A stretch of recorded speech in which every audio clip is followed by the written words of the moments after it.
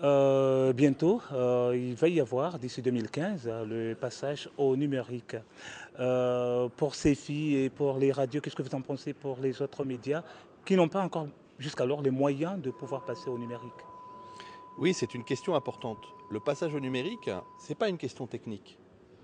C'est rien, ça, de savoir si on diffuse avec un émetteur analogique ou numérique. C'est une question de quincaillerie. Bon, ça, c'est pas très grave. Ce qui est important, ce qu'il faut bien regarder, c'est quelle télévision, quelle radio, quels médias sont proposés aux citoyens comoriens. Qui organise cette diffusion? Aujourd'hui, c'est le gouvernement, l'État des Comores, qui organise la diffusion. Est-ce que le gouvernement des Comores continue à garder la main principale sur la diffusion des médias ou perd cette main? Première question. Deuxième question, avec le passage au numérique, il y a une diversification de l'offre. Vers quoi s'ouvre-t-on? Quels sont les nouveaux médias qui sont proposés? Il y aura certainement des médias étrangers, parce qu'il y aura une offre importante et qu'il y aura certainement des médias venus d'Europe ou du monde arabe ou d'Asie qui seront proposés, et pourquoi pas, ça peut être utile. Mais est-ce qu'il y aura plus de médias comoriens et des meilleurs médias comoriens? C'est ça la vraie question. Parce que les citoyens comoriens, ce qu'ils veulent, c'est d'abord des médias de chez eux.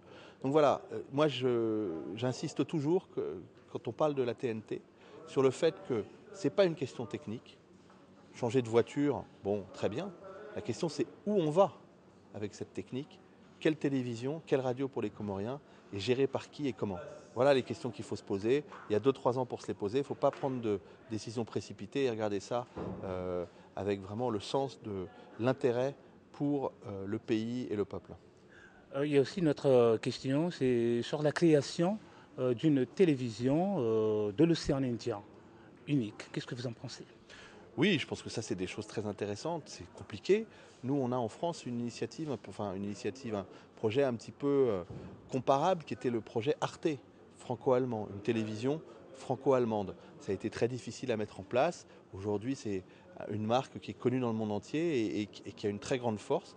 Et je pense qu'effectivement, un média pour l'océan Indien qui permette aux amis des Seychelles, de Madagascar, de la Réunion, des Comores, de se retrouver autour de problématiques communes en termes d'environnement, en termes de santé, en termes d'infrastructures.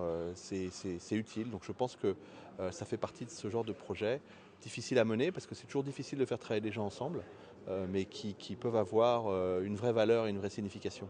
Ça ne risque-t-il pas d'étouffer les médias nationaux? Non, je pense que c'est du complément. Là où les médias nationaux peuvent se faire étouffer, c'est quand on vient euh, massivement avec beaucoup de médias étrangers. Et c'est pour ça que le passage à la TNT, il faut quand même faire attention de préserver les médias nationaux. Maintenant, une télévision commune de l'océan Indien s'appuiera forcément sur les médias nationaux.